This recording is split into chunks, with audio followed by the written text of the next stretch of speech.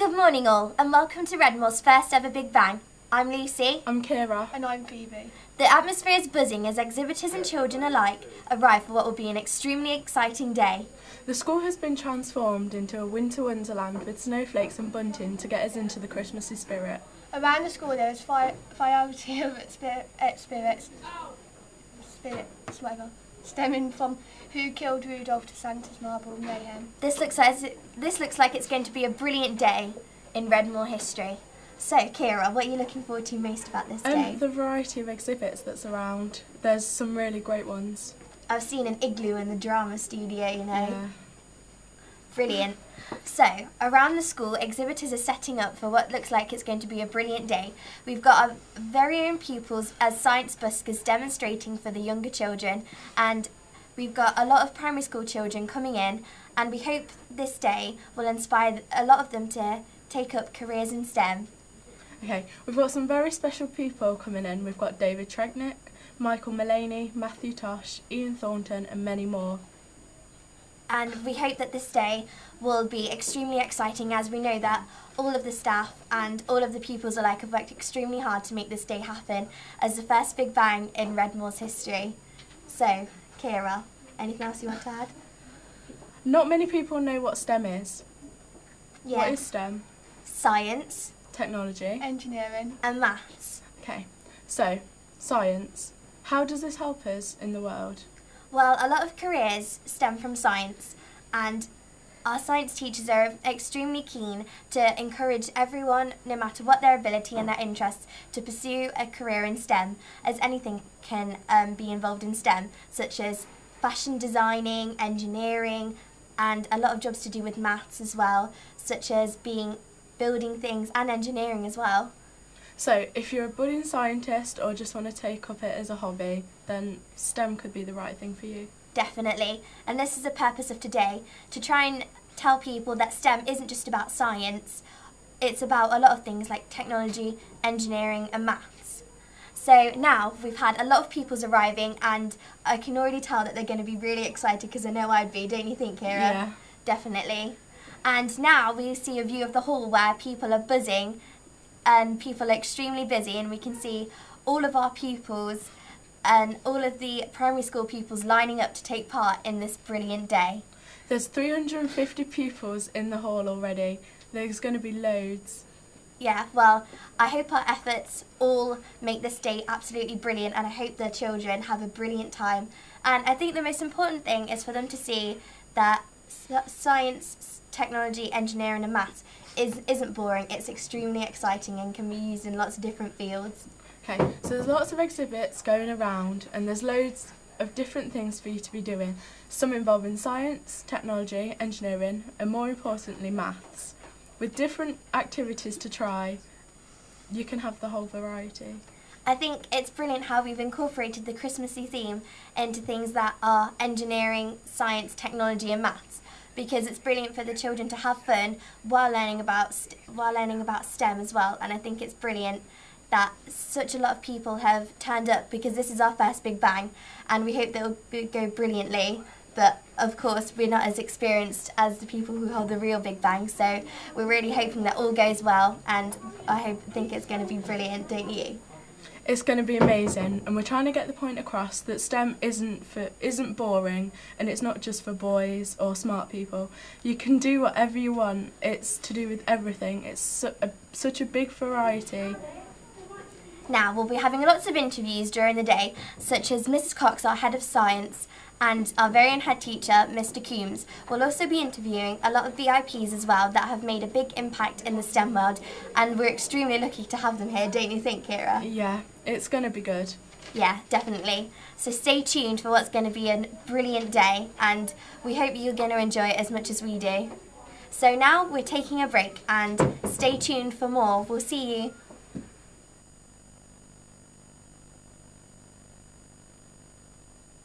Now we're back with an interview, and here we have Matthew Tosh. And Matthew Tosh is a presenter, writer and a pyrotechnician. So can you tell us exactly what a pyrotechnician does? Pyrotechnician, well, essentially I work with fireworks and indoor fireworks as well, and that's the pyrotechnics. So I get paid to set off fireworks, but my actual role is a supervisor. So I manage firework displays, look after the crews and make sure all the firework displays that you go and see at Bonfire and New Year operate safely. Oh, brilliant. That must be a really fun job. It is a fun job. It's quite a stressful job because we're working in all sorts of weather. If you think about what the weather's like in a typical November or New Year's Eve, it can be very cold, it can be very wet, and it can be very windy as well. So there's a lot of teamwork, and the really exciting thing for me though is with all that chaos going on and the stress, we're actually using science all the time. Oh, brilliant. So, what are you doing here today at this event? Well, today I'm doing 2 shows, and it's about the science behind firework displays and special effects as well. So we'll be in the hall and we'll be letting off some what we call close proximity fireworks. So indoor fireworks will be off very, very closely to the audience, and we'll be talking about the science behind each of those effects. So this day is all about inspiring young people to take up careers in STEM. How did you get into your career in pyrotechnics? Well, it almost happened by accident. I've always had an interest in it, and for me, I like to know how things work. I've done a lot of theatre tech to start out with, and I just made contact with a local firework company whilst I was a teacher. I used to be a teacher. Yeah, used to be a teacher. And so I made contact with the firework company. They saw that I was very interested and took me on. But I think what helped was the fact that I'd got good grades in my science at school. And I went on and did my science A-levels, and I did a physics degree at university. And particularly for being a supervisor, for someone who looks after, who actually manages and takes responsibility for all that health and safety, looking after people's lives in a fireworks show, that's come in really, really handy, because there's a lot of maths and science that I have to use. Even programming, we have to program our firing systems if we're doing big, complicated shows. So there is a lot of maths and science that I'm using every time I'm out on a show. Yeah. So performing arts and science are obviously 2 very different subjects. So how did you get into both of them at the same time? I think I've always been a bit of a performer. I like entertaining audiences, and I'm also really interested in science. So to put the 2 together, I think that's why I enjoy, the sort of technical theatre bit. But a fireworks show is a perfect combination of those things. Yeah. Definitely. So obviously there's a lot going on today, but have you seen anything so far that you're really looking forward to? Oh, crikey. There was somebody just filling a big bowl with soapy water, and there was a big thing next to it of dry ice and liquid nitrogen. I think they're making ice cream. I don't know whether I'll be able to get away to have a sample of the ice cream. But making ice cream is good. But I'm just amazed by the organisation here. We've got all sorts of things. We've got programmes, and you've got these these cute little things which I really like. It's absolutely amazing. I think the atmosphere here itself will be really inspiring. Yeah. There's a lot of excitement out there. So a lot of the teachers have put a lot of work into this. Have you been speaking to any of them? Have you found out any feedback from what they've thought of the day so far? What, so far, everyone seems to be smiling, which is good. I've been talking a lot with Mrs. Cox because she's been my main contact. But everybody seems to be very excited. I was talking to one of the helpers. They were saying, "I can't believe how many small children there are here." Which I think for an event like this is good. Yeah, it's all your local primary schools, I believe. Yeah. So, do you go to Big Bangs often? Do you go to regional ones? I do. This is actually slightly unusual because I've worked at the Big Bang Northern Ireland last year and the Big Bang South East. So they're the big ones. We're doing headline shows there, so very big pyrotechnic shows.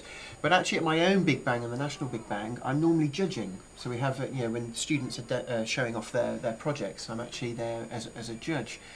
So it's slightly different for me to be presenting, and I really enjoy it.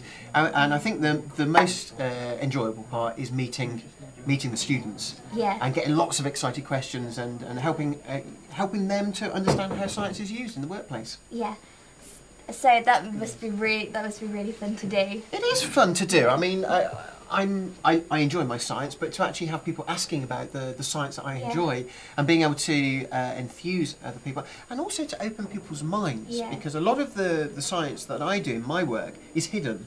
It's not science you'd necessarily appreciate that is there all the time. So you're looking at when we're outside, we have to work with the weather, so we have to look at the wind speeds, we have to understand the maths there, different wind speeds, so there's a bit of maths there, and there's all these hidden things that people don't necessarily understand straight away. But it kind of makes sense of some of the stuff that you do in school, because a lot of that school science is what I use in my in my everyday work. Yeah, so I think one of the problems with people getting into STEM is they think you've got to be a genius to do it, but obviously that's Well, not I true. managed it. I'm not a genius, so So what advice would you give people who want to get into STEM, your field of work? I think keep at it, because there are jobs for everybody at different levels. I mean, take the work that I do, that we're working at. There's a whole chain of people that work, right from people who are very manual, very hands-on, so working with scaffolding and rigging and things like that. There are designers, there are computer programmers, and at the other end of the scale there are the people that actually make the fireworks and design and work with the chemistry that goes into them. These people are highly qualified. They're postdoctoral chemists, so really highly qualified. I think work hard in your science at school and do your best. Nobody will ever criticise you for doing your best. And at the end of the day, I've done quite a lot of recruiting for people and interviews. I'm not always looking for high grades. I'm looking for people who are switched on, who've got common sense and appreciate the science and understand it at whatever level, and we can work with that. It's attitude, I think, is the most important. So don't be put off if you're not necessarily hitting the high grades, but obviously good grades do help. I won't lie about that. So when you're our age and you're trying to think what you want to do for a job, did you know exactly what you wanted to be? Did you want to be in STEM when you were our age? I'm going to let you into a secret, okay? Not a lot of people know this. When I was your age, I actually wanted to be a High Court judge. Oh wow! I know, and I did a bit of research. I had to find out what was needed for it, and it was history. And I'll be honest, I find history really interesting, but it's my weakest subject, and I wasn't very good at it. I wasn't good enough to do that, so I had a bit of a think. I knew I wanted to do something with science after that, because I really enjoyed science, but I really had no idea what career I wanted to do. There was all sorts of ideas whizzing around, so I think that's what led me to do physics at university. I was really interested in that side of science, the science that gets under how everything behaves, how materials behave, electricity around us, and space. Absolutely fascinated by space and astronomy. So I did that, and it kept my options open. So don't worry, if you don't know yet, it's really not an issue. So obviously, what was the kind of turning point when you realised that you wanted to pursue science and STEM as a career? What was the point where you realised that was what you wanted to do? When I was at school, we didn't have events like this, but we did do challenges that we got together with, I think it was at the local Jaguar plant, because I grew up just outside Coventry, so not a million miles away from here. And they had some hands-on challenges, and it just got me thinking about, oh, hang on, there are things here for engineers and scientists. But I went to open days. I went to open days at local sixth form colleges, and they had people there from different companies talking about the different jobs that people do. And I think that is when it opened my mind to actually see how people with real jobs are using science and engineering. I got very excited by that. An example was I met a material scientist, and this person's job was to test different materials to destruction. So they'd be stretching bits of metal and crushing things, and to see how they fail under different stresses and strains. And I had no idea that was out there. So to have an event like today, where there are people from companies, local companies, national companies, they're on hand. This is a real opportunity for all of you, not just the primary school children here, to talk to these people and just get an idea on how science and engineering and maths are used in the workplace. So thank you very much for being interviewed today. Thank you very much. And we hope that you'll really enjoy your time here.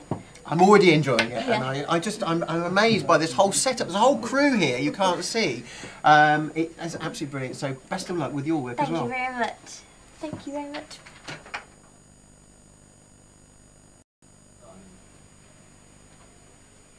Hello, I'm Emma and I'm here with Ellie. We're here with... I'm David Alt. I run the Big Bang East Midlands and West Midlands. Yeah, so it's quite exciting, isn't it? We're the first school to host one. It is fantastic. You've done such a good job. Do you think it's going well then? I think it's going brilliantly. You've got everything. You've got your science, your technology. I came in, I was given a bacon sarnie this morning. That's already a good start. Yeah, the catering team. The catering team have been fantastic. We've got brilliant programmes. It's amazing. I'm very impressed. So this is probably a new experience. Is it much different from any of the other Big Bang fairs that you attended? Well, the Big Bang fairs that I run are on a bigger scale in colleges and in event venues. This is the first one I've been to in a school, And usually I'm the one that's running around making sure that everything is fine, and I don't actually get a chance to look around all of the exhibits and go and meet people and play with everything. So yes, it's very different for me, from my point of view, because I can actually go to the fair and enjoy it. Which Which is quite refreshing it's, as well. it's very, yes. So are you very impressed then by Of course. Redmoor's put together? Yes, I'm extremely impressed. I think anything you're particularly impressed in, or just generally everything? everything. I love the vast range of things that are here, the activities, whether it be from your Talent 2030 and Institute of Physics, all the way through to all the exercise stuff and health and fitness. There's science, there's biology. That is great. But also, what has really made it for me is seeing all of the students from Redmoor getting in, getting involved and helping out. I've been really impressed with all of you guys, because you've really made this happen. Yeah, I think the Redmoor students are very dedicated, and we are a specialist science college, so a bit science mad here. I know some of the teachers are going crazy. Yes, I know that feeling as well. But yes, you've done very, very well, and I'm really looking forward to seeing the rest of the event. It's going to be a good one. So what's your favourite actual exhibition that you've seen so far? That I've seen so far? That's a bit difficult, because I can't really... I can tell you what I'm really looking forward to. All right then. I'm looking forward to seeing the fireworks later. Ooh, fireworks. Fireworks, It's yeah. going to be exciting, isn't it? That is going to be really good. That's what I'm really looking forward to. Okay. The Big Bang finale. So we all know what you do now, but when you were our age, when you were at school, did you enjoy STEM and science? And I loved it. Yes, yes. What it was your favourite part of it? I actually preferred maths. So much so that Big cheer from the maths teachers. Yeah, I in fact went on to do maths at university, and in my third year I swapped to do astrophysics, because back in those days I liked Doctor Who, and I liked astronomy, and this is in the days before Christopher Eccleston. This is well back. So did you always know that you'd be going into science, technology? No, I didn't. Maths. So much so that I went to drama school after I'd done my astrophysics degree and my master's in astronomy. Oh, that's really Spent 2 years working in planetarium, and then I then went to drama school. So, I then went travelling. I'm not I'm not really a career scientist, I'm afraid. So after drama school and travelling, how did you actually get into the Big Bang and STEM and everything? I went for a job as a communicator, a science communicator. I've always wanted to do science communication. But it turned out that the Big Bang was happening. It was just getting going in the regions, and yes, I was offered the job running that, and it's been great to be able to facilitate other people to come along and show off what STEM is all about and how fun it is.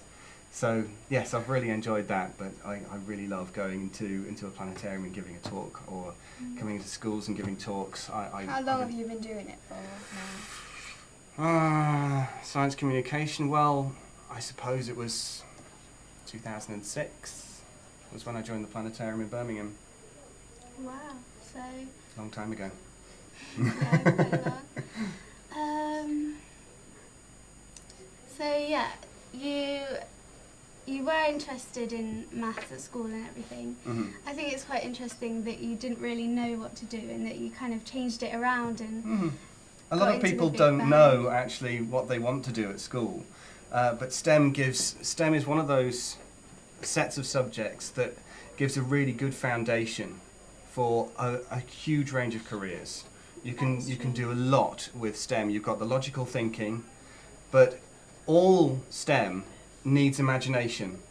I think that's a key element of STEM, because engineering is all about seeing a problem and then thinking up an idea of how to solve it. Yeah. So no one had flown a plane, and everyone said it was impossible, but then the Wright brothers did it. No one said you could land a man on the moon, but the engineers came along and they had that creative vision, that imagination, and they did it. Yeah, And so that's what good. engineering is about. It's about imagination. So that is STEM for me. It's a brilliant base, and it needs imagination, and that opens up the entire world for you. So, like for a lot of us today, it's been very stressful. Is it quite hard to organise these Big Bang events? It's very easy. Really? And I know that Miss Cox would not. would not. It's a challenge, but it's a worthwhile challenge. Yeah. I think that's the most diplomatic way of putting it. Yeah, when it comes out like this, it's just so worth it. It very much is, and I remember from my events having children going around, they're enjoying interacting with the exhibits, with the activities, they've gone to see the show, and they're really buzzing about STEM. That's when you know that all of the hard work is worth it, and I'm already seeing as I go around, there are plenty of smiling faces out there, and I'm certainly enjoying going around and playing with things, so yes, Okay. it's very well worth it. How long would you say it takes to plan these events? Can I say anything without incriminating myself? I'm not sure. It's probably about 6 months, Wow, so... start to finish, yes. Yeah. It's- Wow. So thank you very much. Now we're going to go to our reporters on the Skype call. Thank you.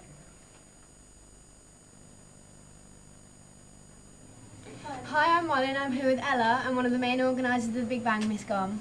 Hello. So, Miss Gum, how much pressure has it been organising this event? A fair amount. Lots and lots of people involved though, and I know Miss Cox started organising it at Easter this year, and then she dragged me on board about September time. So we have been working together and involving other people, and we've got a massive team behind us because everybody at Redmoor has been helping. That's great. What do you think it means for Redmoor Academy to be holding the Big Bang this year? Well, it's the first Big Bang that's happened in a school, hasn't it? So the Big Bang organisation are using us to see if we can cope with the organisation and what lessons we can learn from us organising it. We think we're doing a reasonable job to a very good job, but we'll see when at the end of the day.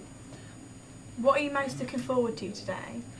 Having a sit down for this interview, seeing everybody, all the Key Stage 2 pupils off the premises with a smile on their face with some idea what STEM means.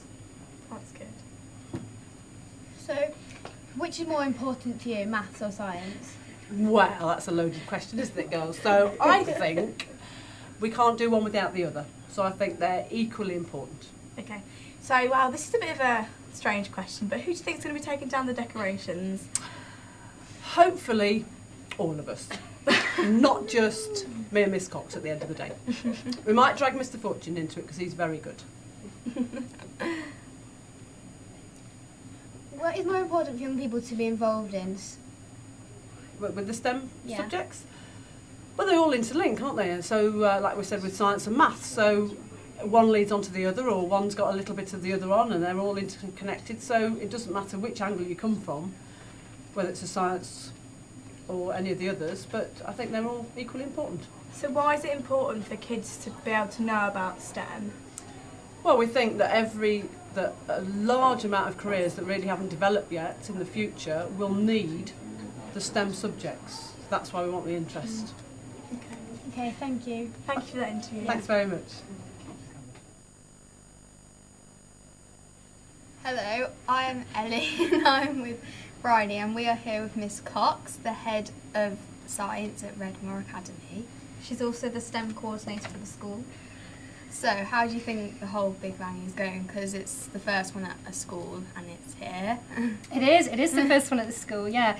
In all honesty, I don't know how it's going yet because I've not had a chance to look around. Everyone tells me it's going really well, and there's lots of really excited children talking about STEM, which is brilliant, and that was the aim of what we were trying to do. So fingers crossed it's going to plan. We're just still at the moment sorting out rotas and making sure everybody's in the right place, but I'm going to go and have a good look round shortly. So how many Big Bang events have you been to and how does this compare to this one? Well, I've been to I think four national events and 4 regional events, and they're obviously much bigger than this one. The national events have about 60,000 visitors and the regional events have around about 4,000 visitors. So the fact that we've got 400 visitors makes us very, very small, and I'm just quite glad we're organising a small one and not a big one, quite frankly. So, but yeah, I think what's nice about this is because it is so small and intimate that everybody knows what everybody's doing, and there's a really, really good buzz around the place.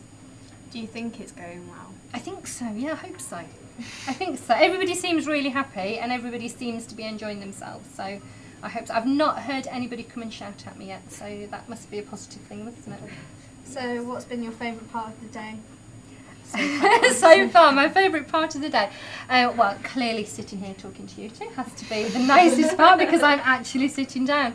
I don't know, I don't know, it's just really, really busy. It's all fabulous, so I'm going to go and have a good look around and see what's going on. Is there anything in particular you're looking forward to seeing on any exhibitions? Or? I'm quite looking forward to seeing the show at the end of the day, which I think will be brilliant. And I'm intrigued to go and see the lady who has brought the edible crickets. Intrigued but not, I don't know, I'm actually terrified, but I think it's something I ought to go and do. Yeah, she's brought edible crickets, so they're looking at how invertebrates are important in the whole biodiversity thing, and she's brought some edible crickets covered in ice and sugar for everybody to eat, and I'm actually terrified. I want to eat one. But I want to try one. Do you? Yeah. Yeah. You see, I really don't, but I feel as if I ought to. But you eat one for me then instead. Yeah. And I won't eat you. That's okay. So what sorts of STEM opportunities did you get when you were our age? Oh, blimey, none. None, because I went to an all-girls Catholic school centuries ago when there were still dinosaurs wandering up and down the street, and it wasn't girls didn't do science. It really wasn't a done thing, and I was considered to be a little bit weird because I quite liked science, whereas I was encouraged really to do cooking and sewing. It was back in the olden days when that's what girls were encouraged to do, so I didn't really have any encouragement to do science at all. When did you properly get into science? Probably when I was doing my A-levels, probably. And I took chemistry and biology and maths A-level and realised that I really liked it, and then I went off and I did a degree in pharmacy, and I was a pharmacist for 20 years. It's a bit scary. And then I thought it would be really nice to try and inspire some young people to do science, so I retrained to be a teacher, and then I came here. So would you like to ever hold another Big Bang then? I don't know, ask me at 3:15. I think, you know, we've done it and it seems to be working, so I think to do it again would be easier. We've got to talk to a lot of very nice people who hold the purse strings, so we need to apply for lots and lots of grants to do it again. But I don't know, do you think we should do it again? Yeah. Yeah. Do you? Yeah, have you enjoyed doing this part of it? Yeah. Yeah. Yeah, I think we should, definitely. Haven't you seen anything at all then? Definitely go in the dome in the drama room. Yeah, is it good? Have you been in the dome? Yeah. Yeah. Is it good? Yeah, it's really good. Is it? What Yeah. film are they shown in there then? When we went in, it was an astrology.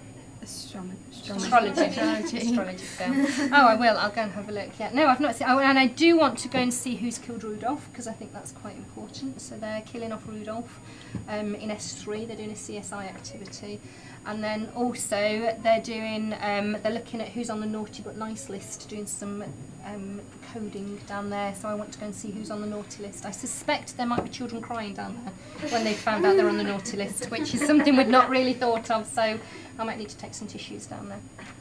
Okay, thank you for speaking to us. Now we're going to be going to a Skype call. How exciting. Hello again, and we're with Jackie from CSI. So, why are you here today? Well, I was invited to your school today to carry out a series of workshops with your primary school clusters. And basically the workshop is very much about enthusing young primary school children into liking science before they come to a big academy like yourselves. So, how did you get into science and STEM? Basically, my then 8-year-old son came home from school one day saying that he thought science was boring. And my background is engineering actually for 15 years, and I knew science wasn't boring, so I wanted to come up with an idea which was very hands-on for the kids to engage in science, and I've just used forensic science or CSI as the subject to do it with, and it works really well. Okay. Do you think it's important for children to learn that STEM isn't boring, that it could help you in the future? Absolutely, yeah. I mean, as somebody who comes, as I say, from an engineering recruitment background, definitely a lot of students actually out there are under the impression that engineering is nothing more than a mechanic. You know, they don't think of the designs of buildings or how they were built. You know, so it's basically getting the message out there that there's so many great professions within STEM. Did you do anything to do with STEM during school days, or? Yeah, I did. I always liked science, but the idea of doing this was probably about 20 years ago. But I didn't really have the bottle to do it till about 8 years ago, because I realised that children were turning off to science, and the only way you're going to switch them on is like events like this Big Bang event here today. So when did you realise you wanted to do engineering as a career? Probably when I was about 20, 21, so a few years ago. What advice would you give to someone who wanted to go into forensics? If you wanted to actually go into forensics, I would say definitely you need to be studying your sciences. Ideally chemistry, ideally biology, but certainly your sciences. Lots of universities out there now which are doing the forensic degrees. I'm actually based in Lincolnshire, and our own university there, Lincoln University, 10 years ago did one actual forensic degree. They now do 5, which may incorporate criminology and different things. But it's also fair to say, to remember that forensics is such a big subject. I'm just touching on CSI, the crime scene investigation part. Yeah. But there's anthropology, toxicology, entomology, ballistics, it just goes on and on. So there's loads of different areas for students to actually study. It's a fascinating subject to actually study and get involved in hands-on science. So as you've been walking around, is there any exhibits that have inspired you or took your fancy? Oh, lots, yeah, you know, lots. I just love science and STEM activities, but the thing for me, it's when I see the actual children engaging in, it doesn't matter what it is, as long as it's to do with science, when they're actually engaging and they've got that curiosity when you're at primary school, probably more so than secondary school, because at primary you're like a little sponge, you take it all on board. At secondary school it's just slightly different, so if you can get them enthused at this age with what you're doing today, this event, then hopefully when they come to an academy like this, they'll already be enthused to actually join, you know, or take you know, the BTECs or the GCSEs within the sciences. Have you had any positive feedback from like students and stuff and that about like your work and stuff? What, today or generally? Today? Oh yeah. Well, the kids all seem to be enjoying it. So very busy, and they're getting a bit mucky. So, but no, they're all very positive, very excited. You know, about the actual subject. I think with CSI as well, we're all pretty curious. You know, if a crime happened, you'd be quite curious as to, you know, why, what, when, how, sort of thing. Do you think criminology and criminal investigation has been a bit stereotyped by shows like NCIS? Yeah, definitely. Dare I say it, I'm not really a fan of CSI. NCIS, I don't mind, but sometimes they're glamorised. So in terms of an actual crime being committed and, you know, solved within 50 minutes by the most beautiful actress in the world wearing 9-inch killer heels, that's our entertainment. That's for entertainment at 9 o'clock at night. So sometimes it portrays, you know, in the real world, it's not like that at all. It's very unglamorous. Somebody could be outside, you know, combing a field looking for a piece of evidence. Might take them 9 hours, you know, in the cold, the wind, the rain, just for one piece of evidence. So yeah, they do glamorise it, but it's entertainment. So putting it into perspective. Have you ever been to a Big Bang in a school before? Yeah, I have, but it was a couple of years ago. It's somewhere in the East Midlands. I think it probably Derby or Nottingham. And I've just done one down in London. It wasn't actually a big bang, but it was a massive STEM event called by STEMettes, which is an organisation which really promotes the STEM subjects to girls as opposed to boys, because certainly in London they're struggling to get girls into the profession of STEM.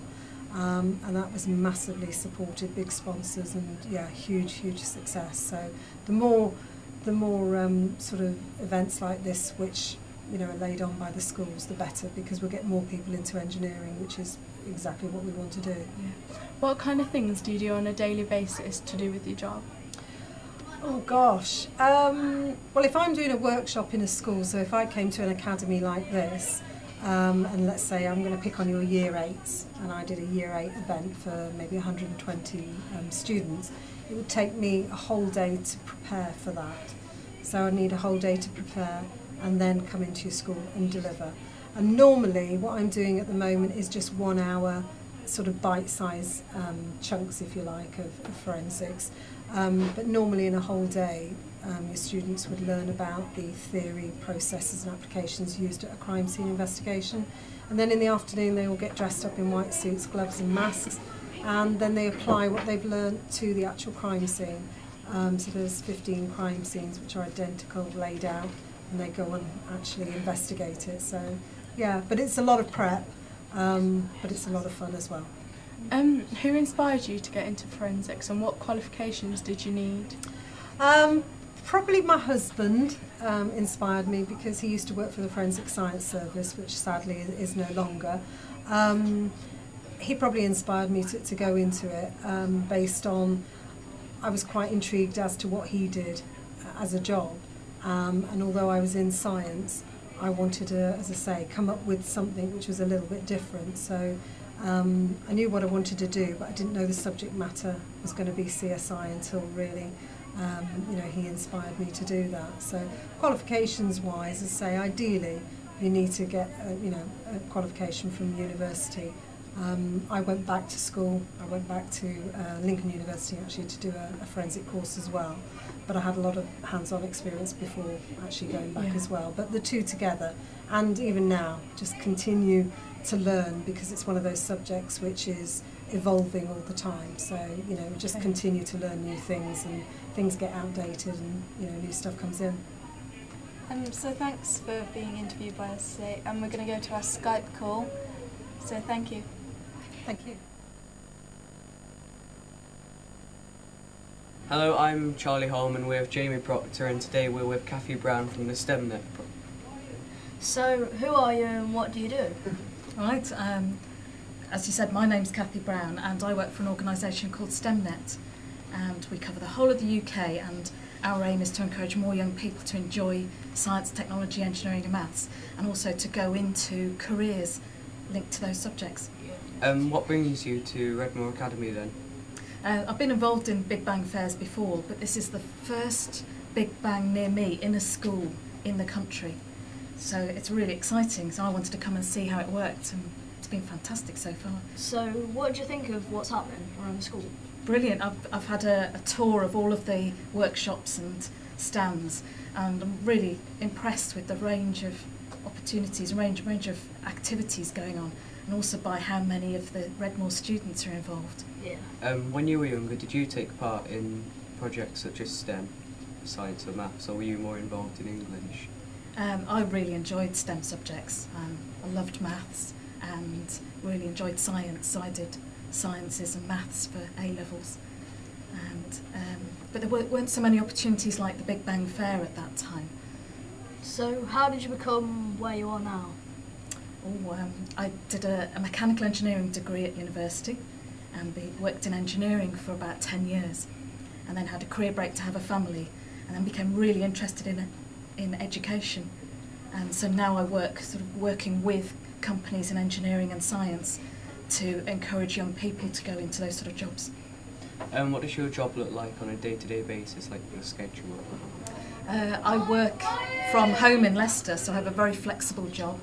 And I go and meet schools, go to events at schools, I meet people that deliver our services in schools. So I work with people who recruit people from industry to then go into schools on a voluntary basis. So I've seen quite a few of our volunteers here today, called STEM ambassadors, is the shiny badge there. Yeah. So they're running activities today alongside your students.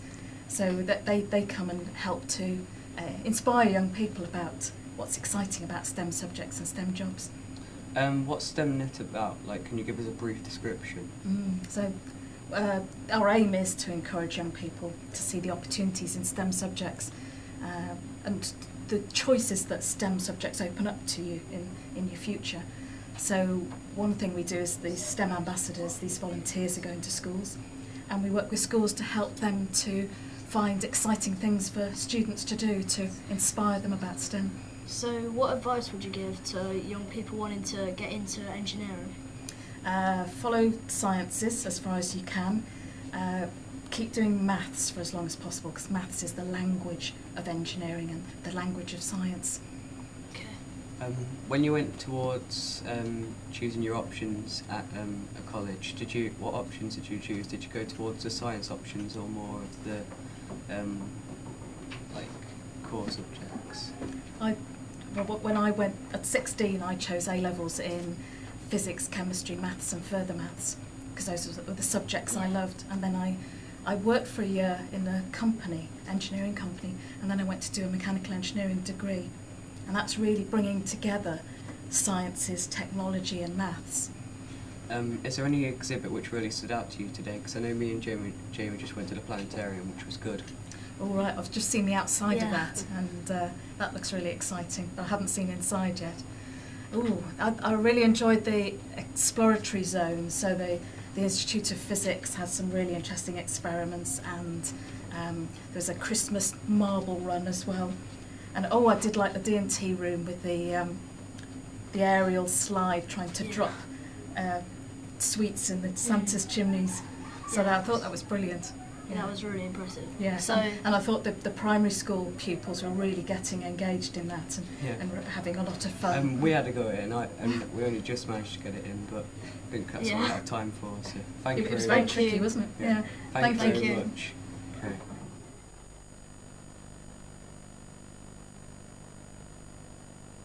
Hello everyone, I'm Lucy and this is Emma, and we're here with David Tredinnick, who we're going to be interviewing. So can you tell us a bit about your job and what you do to start us off? Yes, I have two jobs. I'm the Member of Parliament for this area, so I have a big interest in your school and lots of other schools. But when I'm in the House of Commons, I'm also a member of the important Science and Technology Committee, which is the committee that looks at your future in science and how we can get more children and students to stay in science during education and go on to have careers in science. So we think what we do is really important, and being here today is really important. And have you enjoyed yourself so far? I've had great fun. I've held jars with ice that's foaming. I've seen ice creams, stripped down motorcycles, exciting weather equipment and go-karts and all sorts of wonderful scientific ideas, which are the sort of exciting things that make students want to stay in science. So how important do you think it is for children to realise that STEM isn't boring? There are a lot of fun things that you can do within STEM. Yeah. Well, it's important for the country that we have more children staying in science, and at the moment we have something like a 40% dropout rate at GCSE.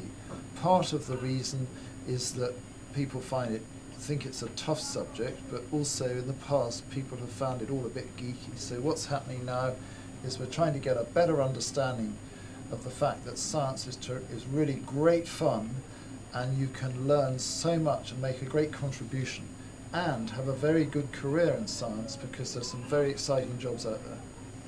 So as a child, did you have any inspirations, and what was STEM like for you when you were our age? Your age, I was really interested in rockets, and I used to fire water-powered rockets, water and air, which we used to pump up, and occasionally let off fireworks and things like that. I'm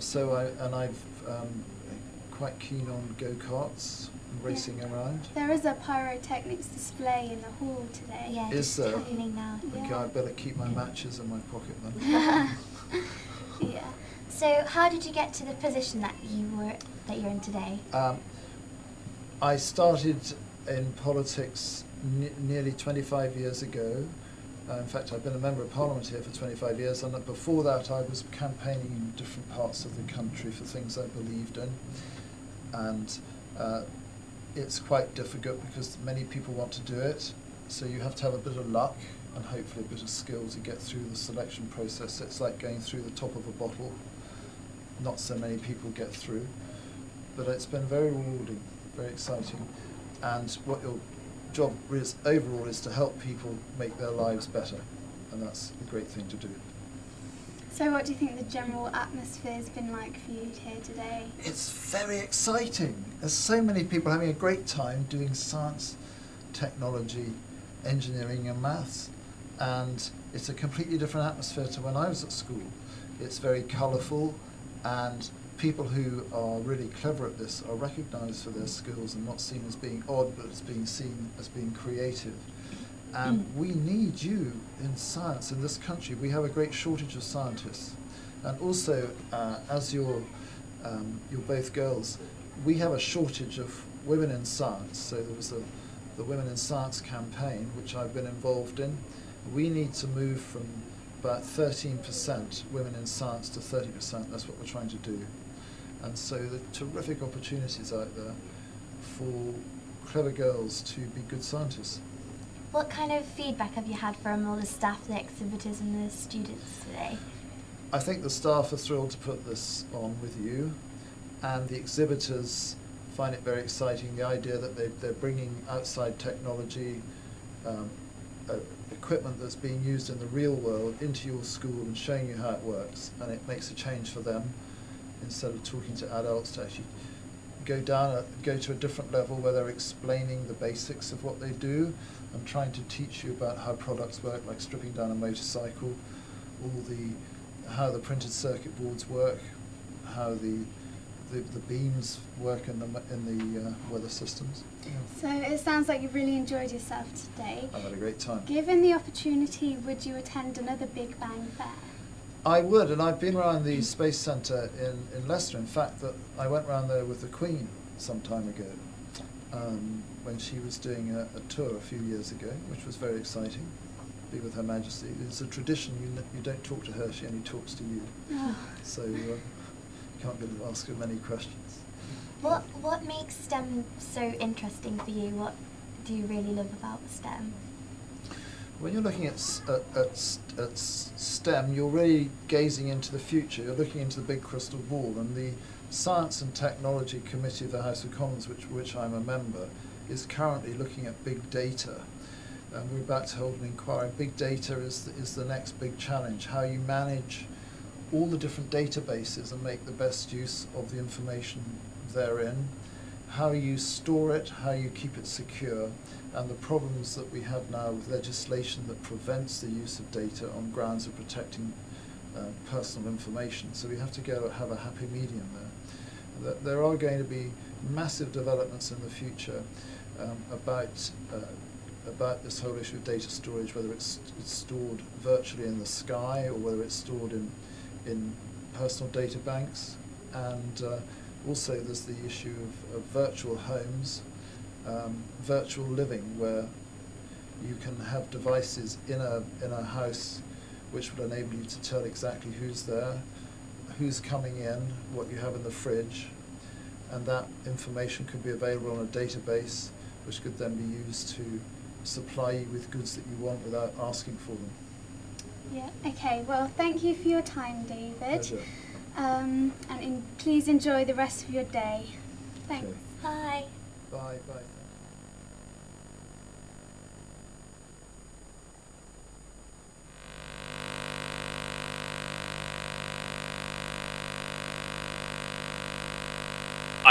Go on then.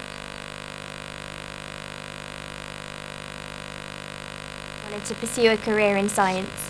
Ooh, good question. So, when I was a kid, I remember being in the kitchen with my dad, and he pulled out a straw and he stuck it in some custard powder, and he blew it over the flame of our oven, and it kind of made like a mini flamethrower. And that was pretty cool, and I kind of was like, oh, that's kind of fun, what's going on? And then we had to work out like what was going on, why it was doing that. And then probably since then, my mum and dad have always kind of like encouraged me to kind of look at everything and work out why it does what it does, and like how the universe works and that sort of thing. And it kind of grew from there into realizing that that's what science is. So I just kind of stuck with science from then on. Do you think it's important that children realise that STEM isn't boring, it's actually really fun, and that there's a lot of jobs that are in the field of STEM as well? Absolutely, yeah. I mean, sometimes you can feel that science or technology or maths definitely is a bit kind of dry and boring and textbooks and that sort of thing, but it's not. It's like, it's so much fun to play with. I do loads of experiments with science all the time. I'm always kind of reading the science stories and the tech stories whenever I get like a magazine or a newspaper. It is genuinely really fascinating, and it's one of those things that it's good to know about as well, because you kind of hear stories and that sort of thing, and if you know about a bit of it, then you can understand what's going on in the world a little bit better. But also, they're great jobs, and they're jobs that might not come up on, you know, like a careers like interview or something like that, or a careers person's talking to at school. You know, you could go anywhere. Earlier this year, I went up to Everest Base Camp in April. So we trekked all the way up there, and we went up there because there was a massive group of scientists doing some really neat science up on Everest, on Mount Everest. So yeah, it can take you all over the world. So it's a really cool thing to study. So have you always liked STEM? What was your favourite subject when you were at school? Good question. I think my favourite subject was either physics, or, because I liked all the experiments, no, probably chemistry more than physics, because I kind of liked all the experiments and kind of the seeing different things change colour and working out why and that sort of thing. Or art, believe it or not. So I've got kind of, I love that side of things as well, like painting and drawing and sculpture and that sort of thing. So when I was at school, I loved both, and I got to a tricky point of having to decide which one I actually want to do. And I kind of went with science because of what I was saying before, because it's just got so many exciting and interesting careers you can do. So yeah, that's why I went that way. Can you describe what job you do now? What kind of things do you do now? I wish I could. What kind of thing do I do now? So I suppose I'm a science presenter. So I'm a scientist by training. So back when I was at school, I did science. When I went to university, I did science. But then when I came out, I decided that I didn't want to stay in a lab all the time. Like, that was fun. But then I decided that what I wanted to do was to go out and speak to people about science. So I now do a lot of TV shows, both in the UK and in America. So I kind of keep flying backwards and forwards, doing science shows with big experiments and that sort of thing. I also occasionally go on the radio and chat about it, but also spend quite a lot of my time going to schools or the big science festivals that you get around the UK, doing shows on a stage, doing kind of fun shows. So how did you get where you are today? A lot of hard work is the simple answer. When I left university and decided that this is the sort of thing that I wanted to go into, I found what's known as a postgraduate course. So you go to university and you do whatever you do, science or you do physics or chemistry. That's a graduate course, right? And then you graduate from that, and then you can keep studying other things. And I chose to do what's known as a postgraduate course for 1 year, which kind of took scientists and trained us how to talk in the media, so how to talk on telly or radio, and trained us to operate a camera so we could film documentaries, how to run a radio studio, that sort of thing. And that was my first step. And then I worked behind the camera in telly, so I made shows for BBC, for Discovery, for National Geographic. So I was actually the one kind of behind the camera filming it all, or the person saying, that was good, but try doing it this way. So I did that for quite a few years, but I always enjoyed the presenting side of things, enjoyed the live side of things. So I slowly started doing bits of that. And it took a really long time. I had to go and meet lots of people for coffee. I had to film myself and send it to people. I had to go to lots of screen tests, they're called, where they go, you're all right, but you're not perfect. This person's better, and then you go to another one and another one. So it took about 5 years until I got to present a TV show, and then I've kind of kept pushing to keep doing it for the next 5 years, I suppose. So what would you say to aspiring scientists who would really like to get into this field of work but don't really know what to do about it? So being a presenter, whether that's doing live shows or TV or radio, it's a hard thing to get into, and it's a really hard thing to keep doing as well. So it's always good to have a backup. And if you study science, then you've got this wealth of information. You can go into any sort of career that you want to go into.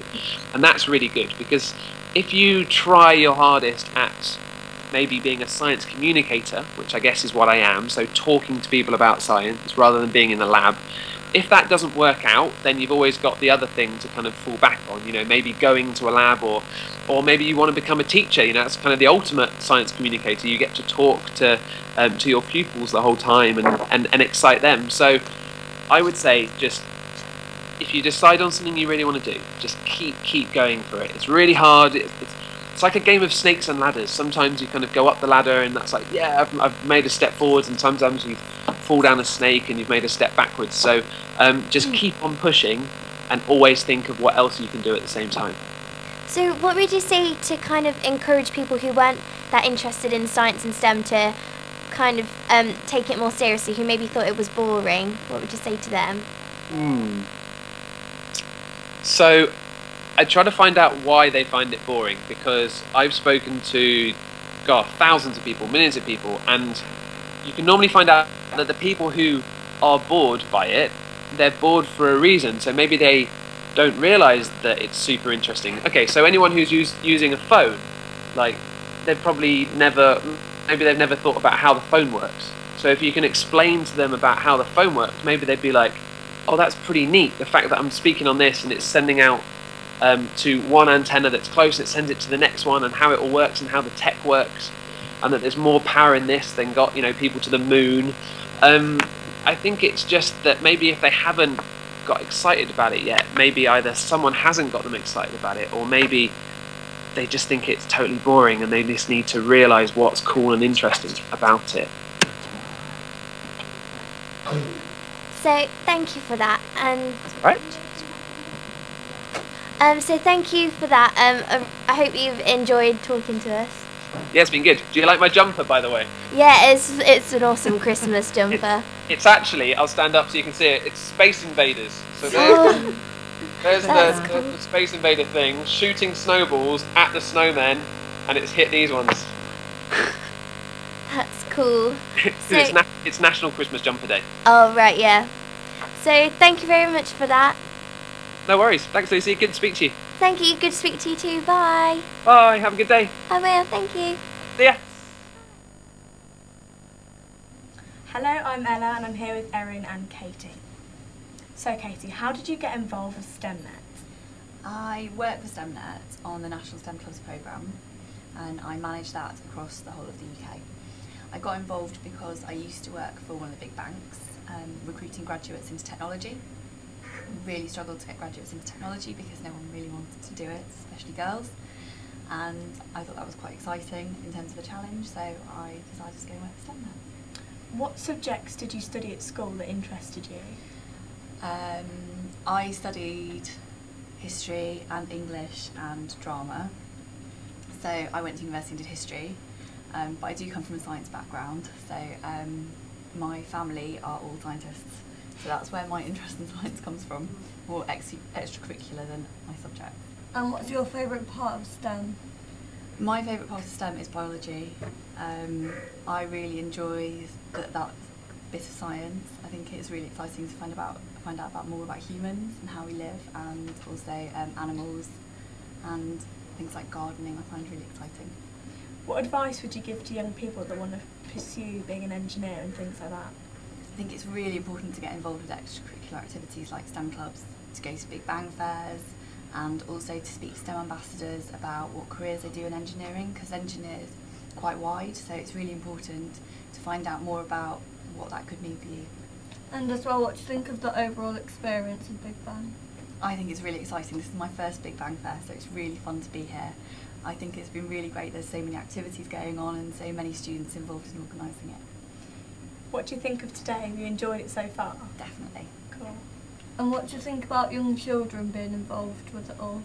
I think that's really, really important because I think it's a great life skill to learn to organise big events like this, and also to be able to talk to people about what you're doing, especially teaching younger students about what you've done and the science that you've been involved in. What's your favourite subject out of STEM? Science, definitely. That's and cool. what inspired you as a child? That's quite a tricky one. It was a long time ago. I love drama, so that was quite inspirational for me. I really, really enjoy history and finding out about all sorts of things that happened previously. Would you visit one of these Big Bang fairs again? Definitely. Cool.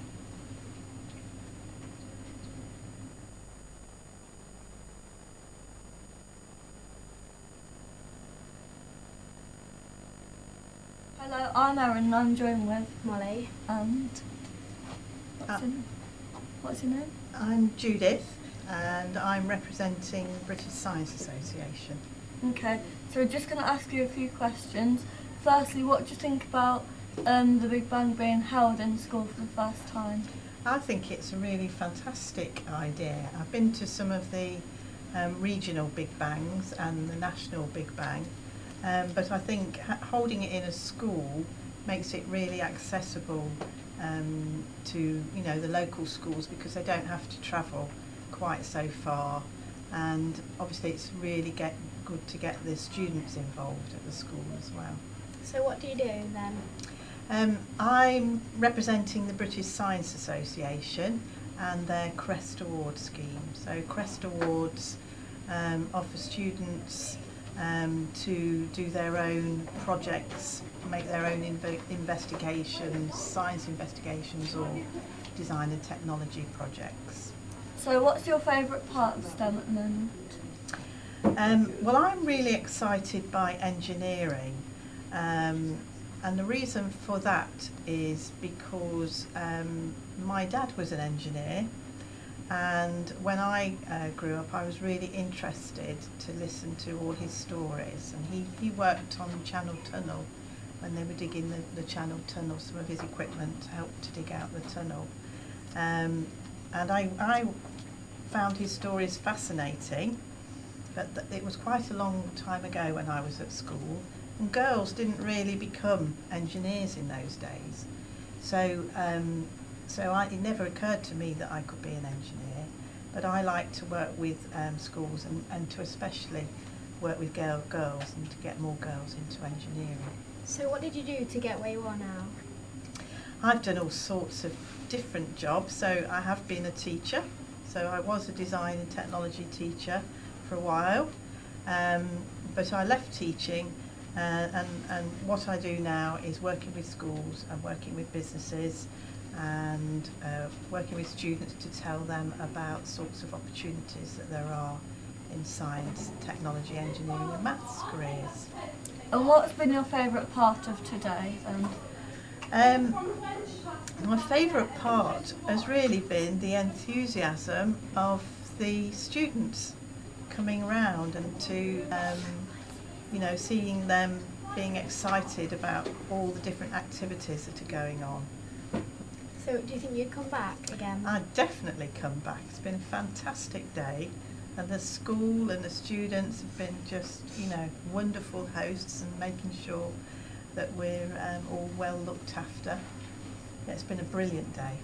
Thank you very much. It's been a pleasure to talk to you. Thank you very much.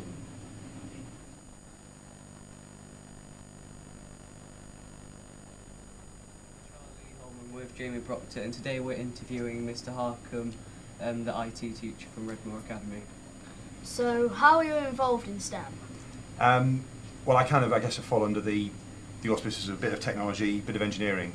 When I used to work in industry, we often got called software engineers or computer engineers because we're trying to still design solutions to problems in the same way as an engineer would, just on a computer. What project are you leading today? Like, how are you getting the kids involved in STEM? Right, so today I'm running a session called Scratching in a Winter Wonderland. You guys know Scratch well, we've done a couple of projects in that in your time here. So I'm trying to do a very simple sort of animated Christmas card with the kids, and we're just trying to get them thinking about how that works, get them used to thinking about computers doing things in order, coordinates on a screen, and how those things happen in the right way. Yeah. So, how's the day been beneficial for children? I think it's given them a real insight into stuff that they could be doing at school, because the stuff that I've done with them today isn't rocket science, for want of a better phrase. You know, it's stuff that their teachers could do with a little more confidence. So it's been good, actually, not only for the kids but for the teachers to see how easy it is to get that going and how easy it is to have a try and play with something. How do you feel the day is going so far? Do you think it could have gone better, or it's going better than you thought? I think it's going brilliantly. I don't know how I could have dreamed of it going better. It's been organised absolutely to the last detail, and it's been running really smoothly. I've been really proud of the guys that I've had helping me in there, and I've heard nothing but good things about everyone else involved, so great work. Yeah. So if you had to change anything, what would it be for next time, if you did it again? Gosh, if I did it again, what would I do differently? I possibly would plan something just a little bit smaller so we could actually finish, because mine has been just that little bit more than they could fit into an hour. So by the time they sort of come in and settle down and then they have to hurry out to the next one, I think that's possibly just been a little bit too long to finish. As a child, what were your inspirations for when you were older? Like, what did you want to be in the future? I wish I could tell. I've absolutely no idea.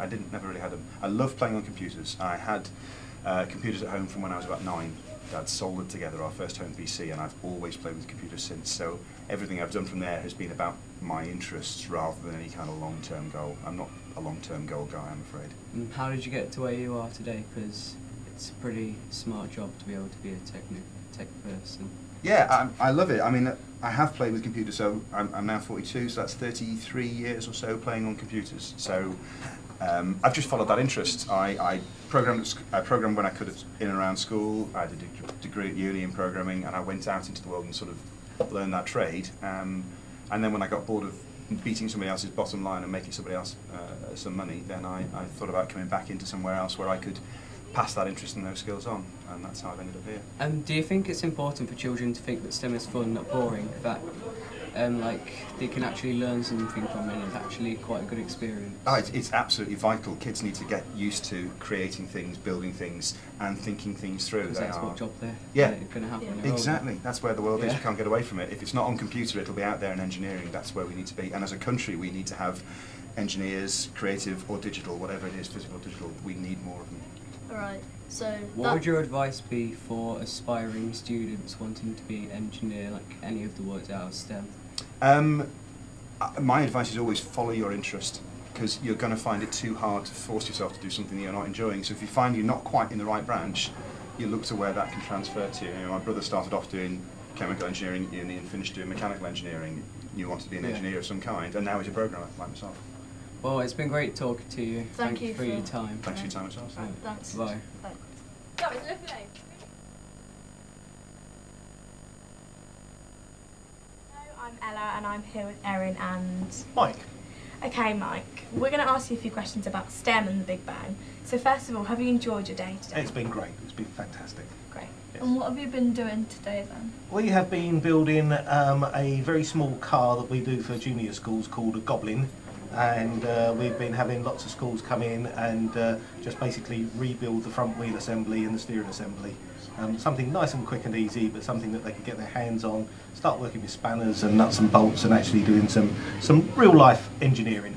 What subjects did you enjoy most at school? This is going to be really bad because I really enjoyed music and history. Oh.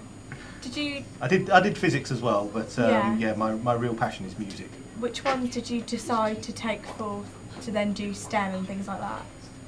It was a long time ago. It was a long time ago. But yeah, I mean, I did physics at A level and maths at A level, so I guess that was where it sort of really sort of came from. And what kind of thing would you think it's good for like young children to have this experience? It's absolutely essential for young people to have this experience because it's been shown that the way for children to and young people to really engage with STEM is to actually do activities. Being taught it with interactive whiteboards and with a teacher, sorry teachers, but just being taught it in class is not really going to get people excited about it. Doing things like we've been doing here today is really what it gets children and young people involved.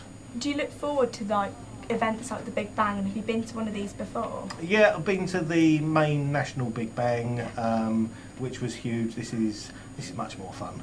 And what do you think about having the Big Bang in a school for the very first time? I think it's absolutely brilliant. I think you guys have done an absolutely amazing job. Thank you.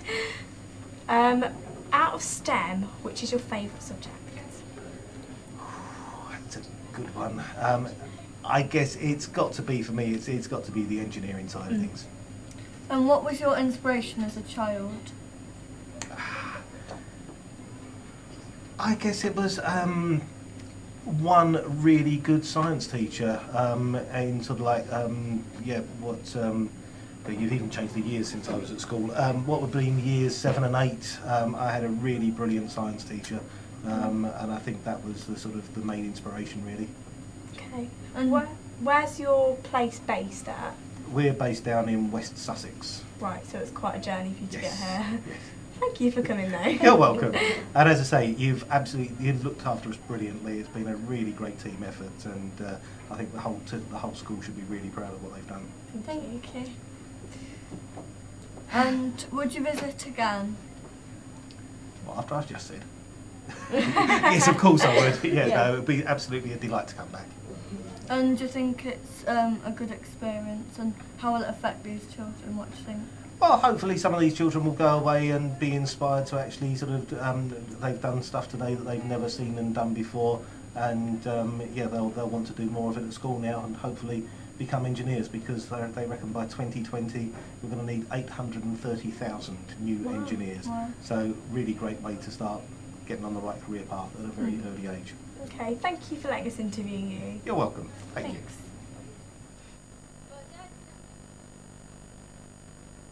I'm Lucy and this is Jamie, and we're here with Richard, who is the power behind the whole of this day's Big Bang media team. So Rich, how are you enjoying today? I am really tired, to be honest. I woke up at about 2 o'clock this morning because I was really excited and a little bit kind of buzzing, and I didn't actually manage to get back to sleep, so I've been awake for almost 12 hours now. How long has it taken you to put all this technology and all the ideas together to power the media team? I started thinking about it about October time, and that's when I started talking to Mrs. Rogerson and Mrs. Cox, and video is something that kind of really interests me and really excites me, and being able to stream stuff live really kind of interests me. And so we started having discussions about whether we could actually stream the Big Bang online, and I went away and did lots of kind of thinking and finding different solutions of how things will kind of connect together and work. And what we've got today is the kind of final setup. So this has been going on for about 2 months, but we only actually started setting up the equipment probably yesterday mid-afternoon, so 24 hours ago. Okay, so what's your favourite part of today? My favourite part? I've enjoyed the fact that there's just a kind of a bit of a buzz around the school. I've really enjoyed being in here, although it's been hot and hard work and a little bit claustrophobic sometimes. It's been really good to see young people kind of using new skills, learning new skills, and being able to use them in a way which will hopefully give you some inspiration to want to go on and do things like this in the future. So even though we're quite hot and claustrophobic, do you think that this day is going to come out as a success? I think so, yeah. I just had my lunch a little while ago, and listening and talking to people in the kind of room where they're serving food for the adults, everyone has been really impressed with what's been going on in here and around the school generally. So I'd be very surprised if something like this didn't happen again in the future. So if it did happen again, would you like for it to happen again? I would like it to happen again. yeah, as I say, I love doing stuff like this, so I'd be very happy to be involved. I don't think we're recording now, so you don't have this as evidence, but this is the sort of thing that really does excite me, so I'd be happy to be involved in the future. So do you have a particular interest in STEM that's kind of made you want to participate?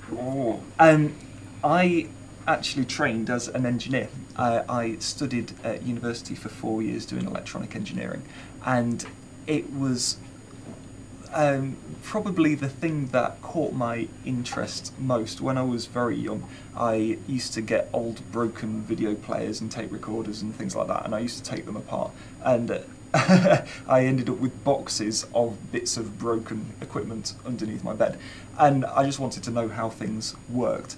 And as I got older, I was able to kind of mess around a bit more with electronics, and did it at GCSE, and then A level, and then at degree level to a master's. And then I went on and did nothing to do with electronic engineering, well, loosely based on electronic engineering. So, do you have any advice for anyone that does want to take up engineering? I would start as soon as you can. So, when I was your age, I was in the Young Engineers at my high school, and that was really helpful. We got to do lots of really practical stuff like the Big Bangs, and then just kind of pursue it outside of school as well as inside of school. As I said before, I kind of have a mind that wants to know how things work, and so I would spend a lot of time kind of outside of my school time trying to work out how things work and experimenting with things like that. What would you say to young people that think that STEM is a bit boring and not really that interesting?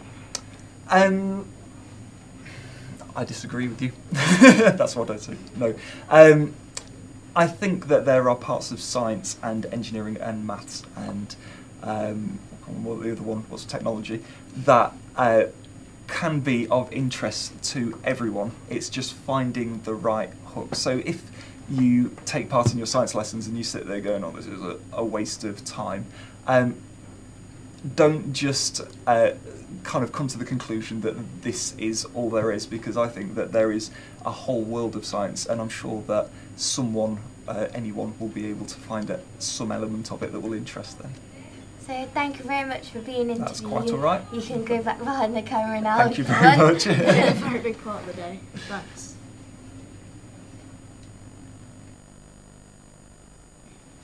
Hello, I'm Emma, and this is Ella, and we're here with Stuart Phillips. to talk about the Big Bang and STEM and stuff. So tell us who you are and what you do. Right, so my name is Stuart, and I'm currently working towards a PhD in chemistry at the University of Leicester. Okay, so tell everyone what you've been doing here today at the Big Bang Fair. So colleagues and I have been making ice cream with liquid nitrogen for all the little kiddies to taste. We've been making lots of different kinds of ice cream, but the Christmas pudding ice cream was a big hit at the end. Yeah, I nice. think I tried that one. It was very good. Nice. So, what inspired you to do STEM? School, really. I've always enjoyed sciences. I've really always enjoyed maths, but I've never been probably good enough to take it as a career. But chemistry is basically applied maths. A lot of people say that, and you encounter it every day in chemistry. You need it a lot. But generally, I think I've always been inquisitive and always enjoyed problem solving, and that's basically what STEM is problem solving. What would be your favourite subject out of STEM? Science is chemistry. Absolutely, that's what I'm doing. So. So a lot of today is about making STEM fun for a lot of children and stuff. So how do you think you've made it fun for children or anyone?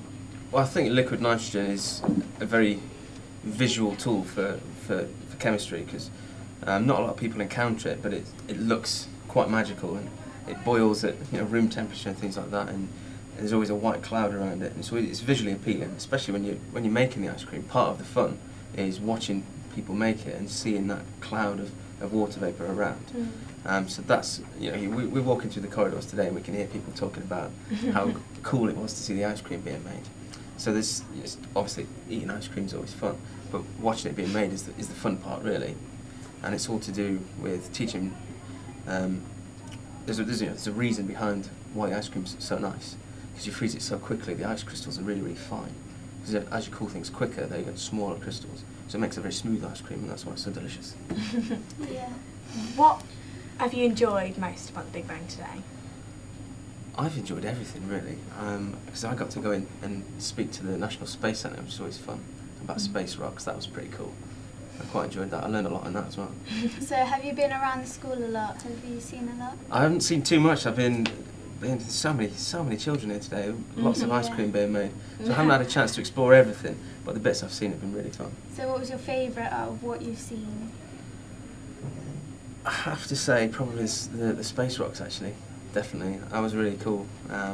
We got chatting to the guy there, and he was very, very helpful, and he knows a lot. He knows a lot. And we got to see all the bits of like the Hubble telescope and stuff, which was pretty awesome. So you're holding in your hands things that have been in space and been around for millions of years. Have you been to a place like this before, like a science fair before, or is this your first? I've been to science fairs before, and been to science fairs aimed at the younger generation, but I've never been to anything this sort of, I guess, this big. I mean, it's very large compared to these. I mean, obviously, you've probably been to the Hinckley Science Festival. And it's not really as well run as this, I don't think.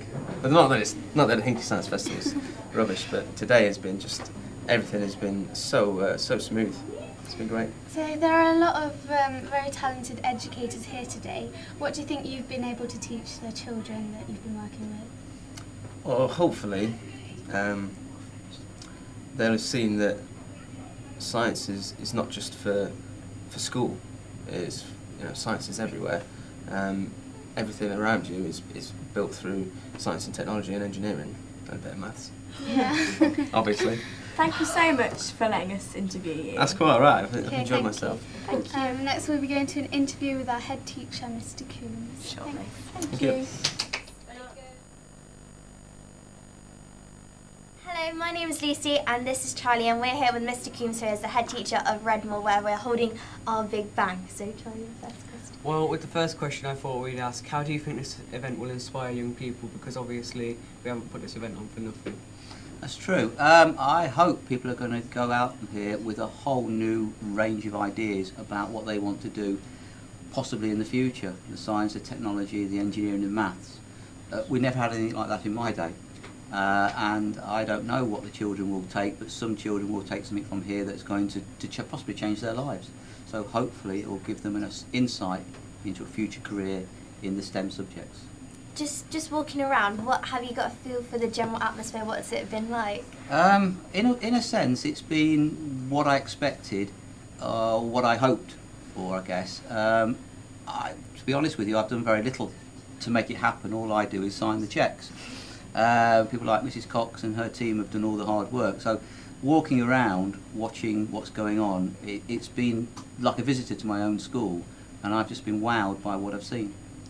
What does this mean, in your opinion, for Redmoor Academy? Do you think it will change anything around the school or for the reputation of the school? Well, hopefully most people already think very highly of the school. But the comments that I've heard from the exhibitors and the other staff who've come and brought groups of children to the school have been overwhelmingly positive, so I guess it can only help Redmoor's reputation. As far as the school is concerned, as we go to becoming an 11 to 16 school, we have got to develop a feel for the school, and I think the STEM subjects will be a really, really important part of what people think Redmoor, oh yeah, excels at STEM. What made you and Miss Cox decide to do this event in the first place? Miss Cox decided to do this event in the first place, and she came and told me she was doing it. I think it's because we've been to the Big Bang, the National Big Bangs, and I've seen two things. One, I've seen the fantastic opportunities the children have had when they've been to Birmingham or been to London. Just amazing things that the children can engage in. And secondly, well, partly from that, would like all our children to go, and if I can't get all the children to go to London or Birmingham, logistically it's very difficult, why not bring it here? So that was why I was quite open to suggestion, and I guess the other thing is you don't say no to Mrs. Cox. How do you think the children have coped with the roles and responsibilities they've been given by this event? Okay, I I was talking to a visitor to the school, and I was saying about, and she was saying to me how fantastic the children were, and I was agreeing, obviously. And the point that I made to her was this: if we were an 11 to 16 school, and this is something we've got to be careful of, if we were an 11 to 16 school, the jobs that you are doing, and the jobs that are being done by all those support, the children who've been given responsibility, they'd be done by year 10s and 11s, because that's the way it tends to work. And yet, our year 8s and our year 9s have performed just as well, just as maturely, just as taking it so seriously, and everybody who spoke to me about the children have said, what a fantastic credit they are to the school. Now, we've got to be careful, we've got to make sure that we don't forget that when we do have year 10 and 11 in the school, that our year 8s and 9s still can take on these kind of responsibilities. So it's been fantastic from that point of view. What do you think the young people will take away from this experience? Do you think they'll be inspired to think about STEM more seriously as a career? They'll take away goodie bags. They'll take, yes, they will. Sorry, I'd be silly. I think so. One of the things about this school is that my view is that we give you the widest possible opportunities we can, because I don't know what's going to turn you on.